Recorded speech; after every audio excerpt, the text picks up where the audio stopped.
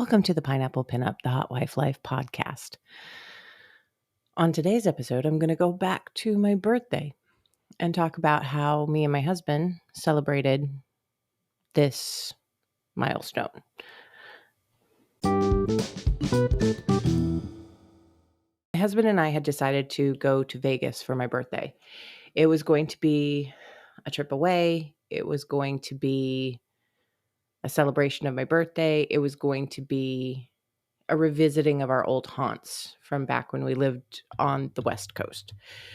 We had a plan, and it involved rearranging a lot of things in our actual real life and jumping a plane the day of my birthday and then going here and there and yonder. But it was all very tightly scheduled, and it was going to be an amazing trip. And then airports happened. Our flights kept getting canceled. We ended up having to fly out of one airport and fly back into another airport on the day after my birthday. So what ended up happening is on my birthday, we took one car to the airport we were coming back to. And then we decided that we would meet a friend to celebrate my birthday together. And the birthday celebration was with Jay. So we met in a hotel, and it was the three of us. And Jay and I, it of course started with, before Jay got there, my husband and I playing around because he likes to be, he really gets excited about the anticipation of everything. And so he very much likes to play around until the time.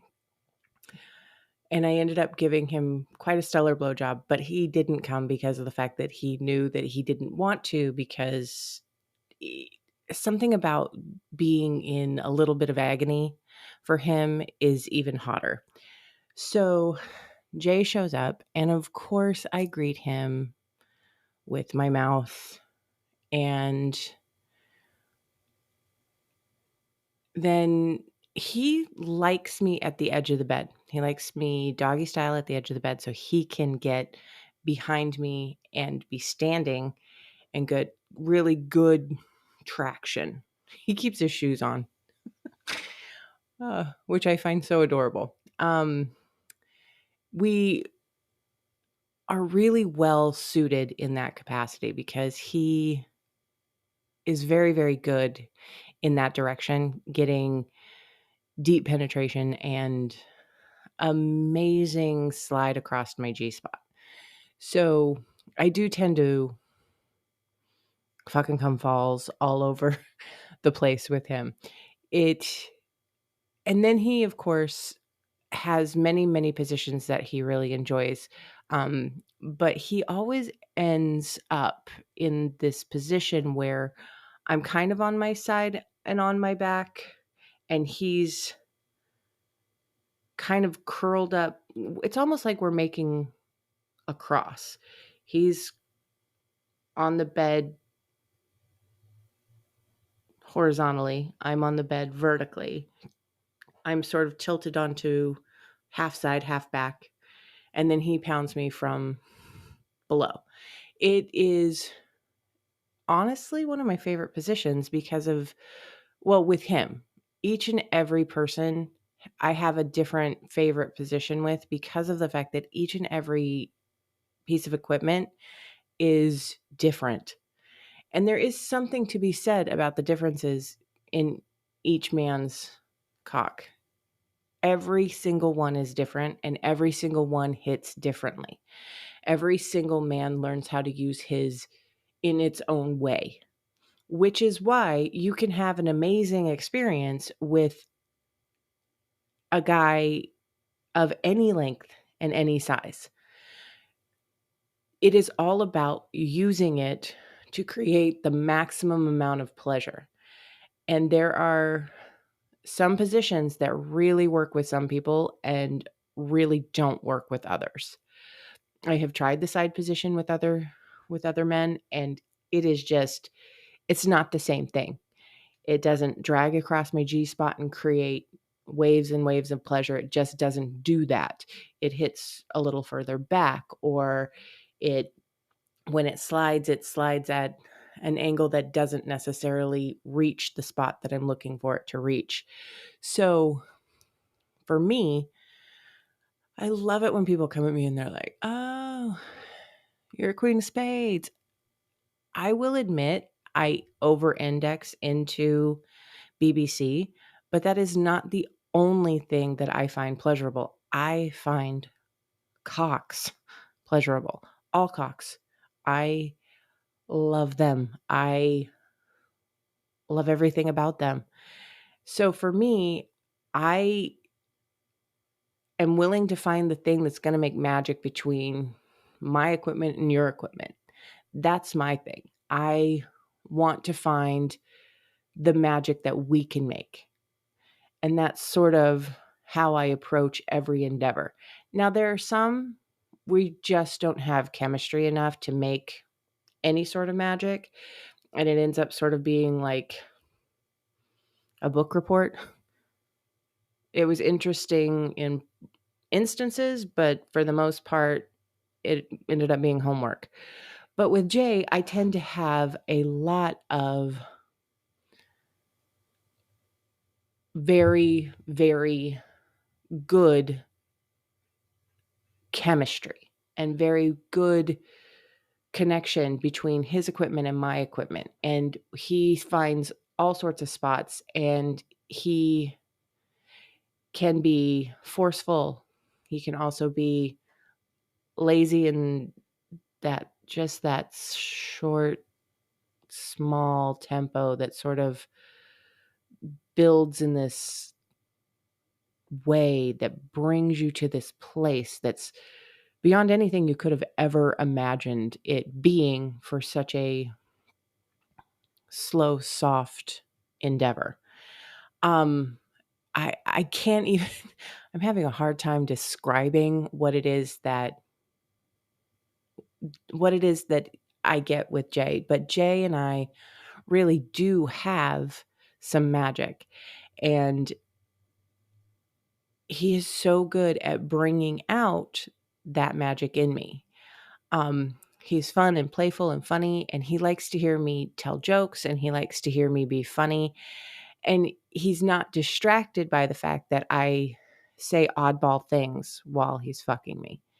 He's not distracted by the fact that I comment on fucking cum falls, and he's not distracted by Lake wanna come fuck me, and he's not distracted by this one time at gangbang camp. He's not distracted by those things. And he giggles along with me, and we have very much this meeting of the minds and the pelvises. It's awesome, and it's been way too long. But so for my birthday, we ended up in a hotel room with him, and he made me realize what a great place I am in my life for this particular birthday. This particular birthday, my husband planned a birthday for me. He set up a birthday for me. He was taking me on a trip. We were doing things that we both find fun. He arranged this date for me, and he was there with me every single day for that entire trip. And we shared amazing connection. We had an amazing time. We had great memories. We did all of the things that he and I have waited too long to find. Honesty, connection, intimacy in moments that aren't even intimate. We're in public And he and I can look at each other and know that we are a unit. We are together. We are. And it took me until this birthday and 20 some odd years of marriage to this man to find our way here and to celebrate this milestone in this amazing way.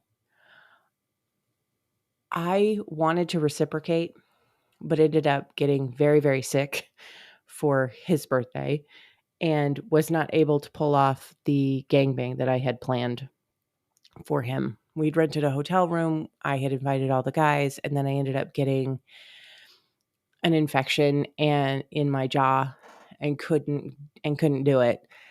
So I know for certain that the next opportunity I have to celebrate my husband, I am going to do it with thought and creativity and find a way to show him what he showed me on my birthday. That our connection is so amazingly strong and so amazingly beautiful. And it has taken us such a long time to get to this spot. But I would not trade the journey for anything else in the world.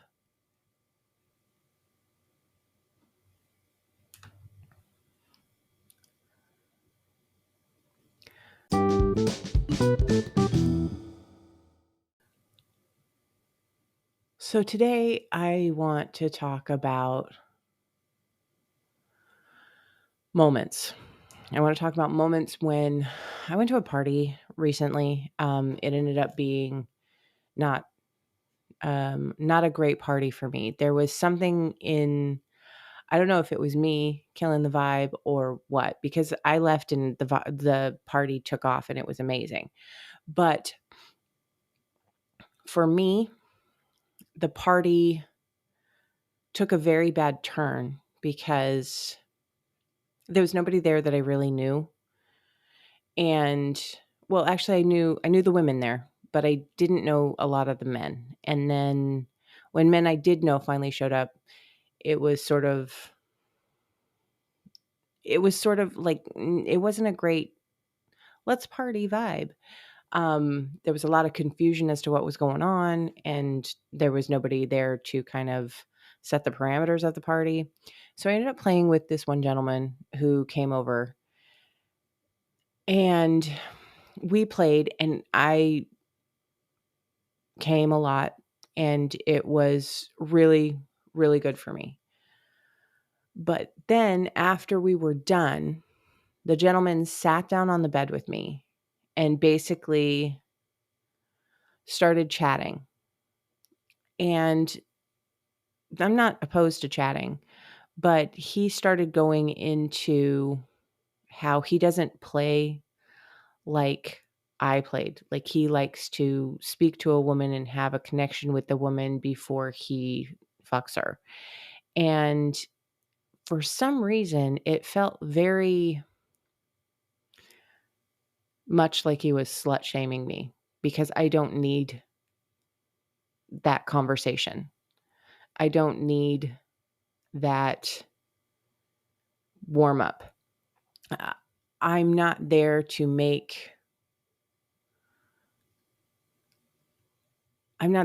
find somebody to marry. So for me, when he approached me in that capacity, it felt very awkward, very call out, and it didn't feel good to me. So we ended up leaving because of the fact that I realized I was being very much the poop in the punch hole. I was being very much not the vibe. And so I left and the party took off, and people were messaging me later like, "Why'd you leave?" And I can understand when my attitude has changed to the point where I'm not going to be an asset to the overall vibe.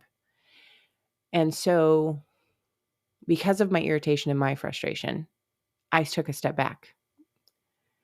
And I realized I wasn't in the right headspace to be carefree party girl that I would normally be. And therefore, rather than take it away from anyone else, I went home and I shared an evening with my husband, and it was pretty wonderful. So for me, recognizing the signs of when you're not in sync with everybody else makes it that much easier to it just when you're not in sync, you can feel it, and you know that this isn't where you're feeling comfortable. So it's okay for you to leave. It's okay for you to take that moment and say, this is not the vibe I signed up for. This is not what I wanted to do. Something has gone off the rails and I'm going to go. And that's okay. And next time I will be a better partier. So that is the lesson I learned at the most recent thing that I took part in. And it was a really good lesson for me in the fact that I know what vibe killers do. And I complain about it enough that I can actually see why it is important for me to remove myself from the situation so I don't bring anybody else down.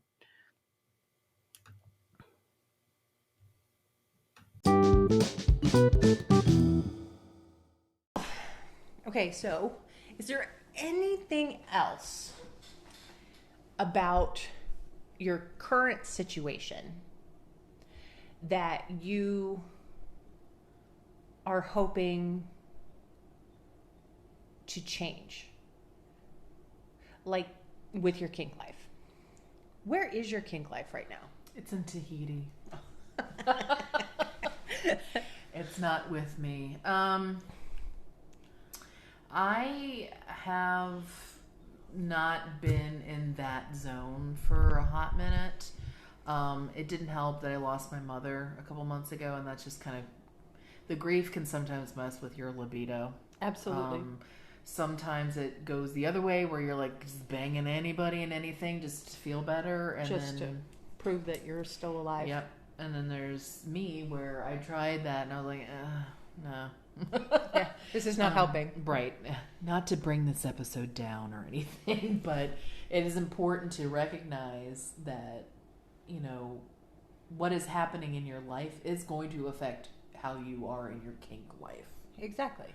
And so people need to maybe remember that when like somebody they've played with before is like, I'm just not really feeling it. It doesn't have anything to do with you. Yeah. So basically, your kink life is not really there is anything right now. Right. It's on a hiatus at the moment. I have started to go back on FetLife a little bit more just to kind of look around and see. I do tend to get a little disenchanted sometimes with the amount of like professionals now that have like just taken over, right, the content providers, content makers, things like that, which is great, you know. If it wasn't necessarily panhandling a little bit to a specific type of person, I would say. I used to see a lot more different things on there, and now it's just kind of the same thing on repeat. So I don't know if that says something about my algorithm, but so yeah, so right now I'm not dating anybody, I'm not playing with anyone. A lot of that has to do with how I would feel about myself, which, you know, we talk about ad nauseum, that I just don't feel desirable in this body that I'm in right now. You're trying to help me work through that with your pep talks and your come to Jesuses. Absolutely. But it's a work in progress, and it doesn't necessarily mean it's a fast progress. Sometimes it's a slow progress. Absolutely. And every single day you have to choose to believe that you are sexy, you are desirable. You have to choose to believe it, because there's a lot of voices in your head that are trying to convince you differently. But if you make the choice every day, you're going to start to shut those voices up. It's a work in progress. It's a work in progress. And there's no such thing as perfection when it comes to this. I myself have told everybody on here, I don't like watching videos of myself. Right. I don't like looking at pictures of myself, because I know how self-critical I can be. But I still know I am sexy and desirable, and I can get cock. I can get cock. Oh, absolutely. Is it the cock that I want? You're the cock that I want? Are you the cock that I want? do. Honey. Anyway, so yes, but at the same time, sometimes it just starts with your toe in the water. In the pond. In the pond. Back in the kink pond with my waders on. Exactly. I've started to look at stuff again. Right now, I'm more interested in being a voyeur, like a just somebody who observes more so than participating. It's I've got to work up to that again. I'm gonna get you to one of my parties. Oh yeah, I'm sure I will be paying. We discussed this. I'm gonna be handing out canapes and moist towelettes. Okay, so you heard it here. She has volunteered for canapé duty. Will be cater waitering at the kink party. I'm a kink cater waiter. You can use the Q-tips. You can use the toothpicks for multiple things, not just for your tiny veeny weenies. Little smokies. Be careful what you're dipping your little wiener in. Yep. It might have a spike in it. You never know. Okay, so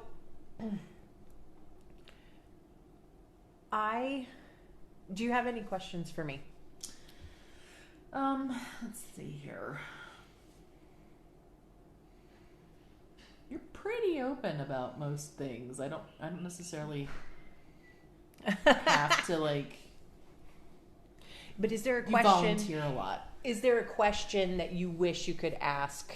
It doesn't even have to be me. It can be just about kink in general. Do you have any questions that you want to, like, maybe there's a specific kink that you've heard about but don't really know too much about? Maybe I can help.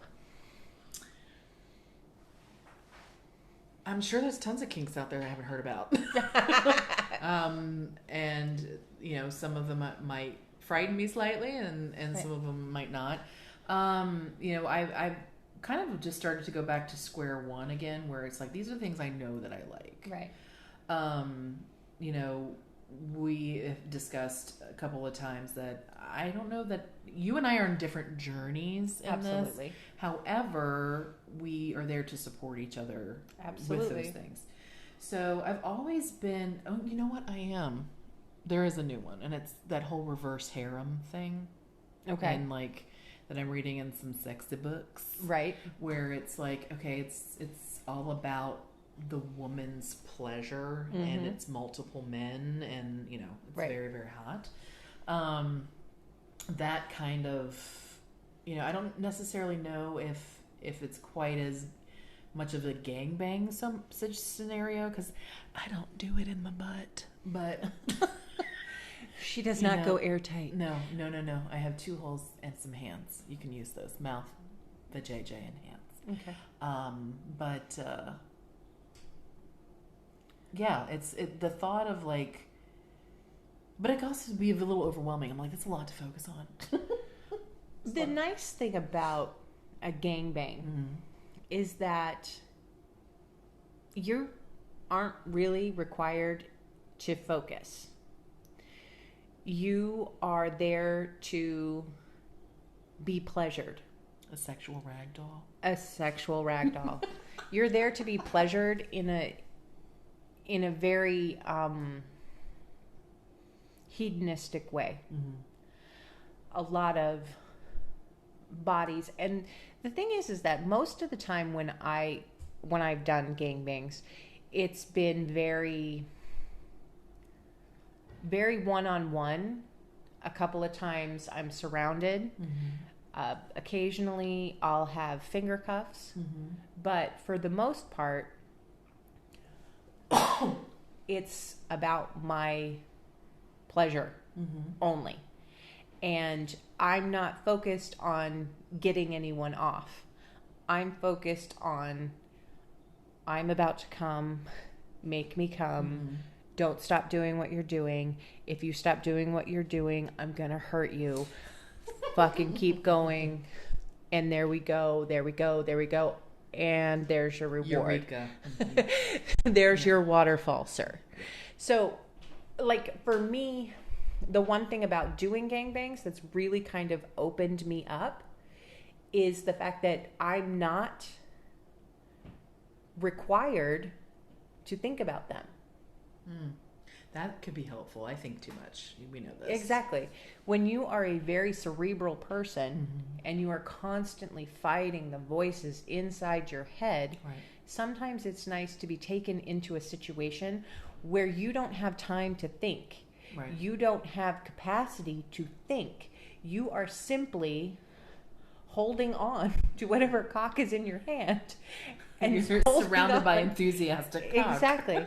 When you're surrounded by that enthusiasm, when you're surrounded by those people who are their only goal is to make you pleasure, give you pleasure. Sorry, make you pleasure. Make you pleasure. Make you pleasure. The only thing you have to do is think about yourself. What am I feeling? What do I need? And your body is going through. And this break is brought to you by Diet Coke. The only thing you have going on in that moment is physiological. Your brain is so wrapped up in the endorphins, and so it's really hard to think. And I'm constantly trying to catalog what's going on. Who did I meet? What was his name? Where are we going? What position? And literally, Whose balls are these? Yeah, I get it. I very much like the fact that I can look at the person that I'm with and say, where do you want me? And get that answer. Because I'm mindless. I'm like, I'm going to get mine no matter what. Because that's what this night is about. It's really well, actually it takes me, as we've discussed, you're a very fun doll that you know 2 + 2 = 4, and always will. There will always be a 2 and a 2 and a 4. With me, I found that sometimes it's a 7 plus a 3 plus there's a combination of things. And you're more of an algebraic equation where you're might be where you're trying to there's solve toys for I O. have where I'm like, this is what's going to work. We'll do this. And that's I'm gonna do an episode on toys. Oh yeah, totally. You have to. Oh yeah, because you have all of them. You are the catalog. But I make Adam and Eve blush. Okay. Right. I think again, it's the story that I tell myself. Right. There's stories that we tell ourselves. Don't tell yourselves shitty stories, people. Don't assume you know what people are thinking. I do that all the time, and all it's going to do is give you an ulcer. So, and I'm not always. I might be wrong. She's always wrong. But is that when I think of the word like gangbang, it just what comes to mind is the porn that I've seen where it's not even about the female's pleasures. The dudes aren't even talking or engaging with the woman. It's just dudes high-fiving each other. Everybody, it was the woman. It didn't even necessarily need to be that woman or any woman. It was just woman parts, and that is dehumanizing it to me. Yeah. To me. Some people don't mind that. One day I'm going to get my friend Jeff on here, and I'm going to have him tell the story of how we met at a gangbang. Okay, cool. And Jeff, I'm putting you on notice now. You're going to come on my podcast and tell the story about how we met at a gangbang. Anyway, and he can tell you here's a PSA for all my listeners. Porn really doesn't look anything like real life. That's true. No matter what. it does not look like real life. Yeah.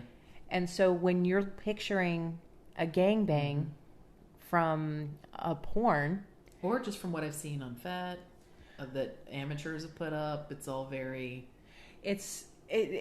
But you, in the moment, the energy is insane. Mm-hmm. The female pleasure is insane.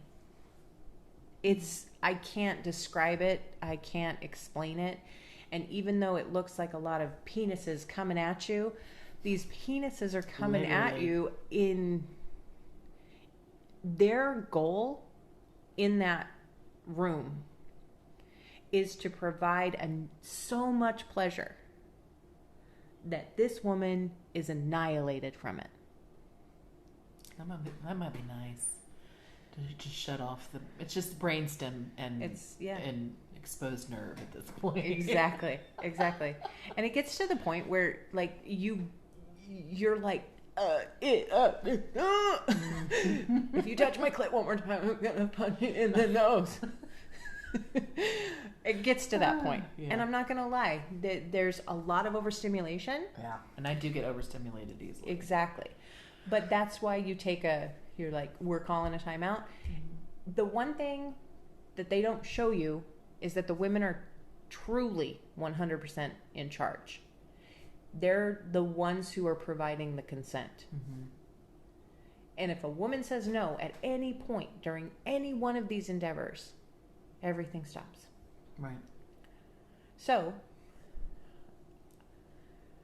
I personally can't say enough about a gangbang. It's real nice. We floated away. We got our little canoes. We water wings. And just... we got on our pineapple floaties and we floated down that lazy ass river. I do love a lazy river with a cocktail. Yeah. Okay. Well, I mean, I'm open to considering a lot of things and to even possibly just witnessing prior to participation. Absolutely. Just to get the sense of the vibe and the energy that occurs. Because I'm a big energy person, just Absolutely. like it's got to be right, or else one person throws the energy off, and it's just you ruined it for everybody, and that's why we can't have nice things.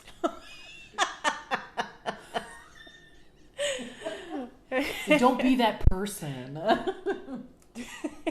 And I hope to God I'm never that person. Absolutely. I never want to be the poop in the punch bowl, guys. Nobody wants to be that Nobody floaty wants to turd. be that floaty turd.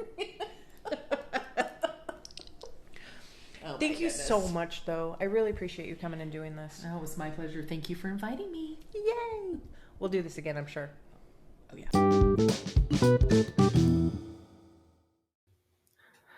Thank you so much for joining me on today's podcast. I really hope you enjoyed listening to my conversation with Scoot. I really hope you enjoyed the whole podcast. If you have any questions, comments, or just want to give me a topic, please feel free to hit me up at pineapplepinuppod@gmail.com. That's pineapplepinuppod@gmail.com. I look forward to hearing from you.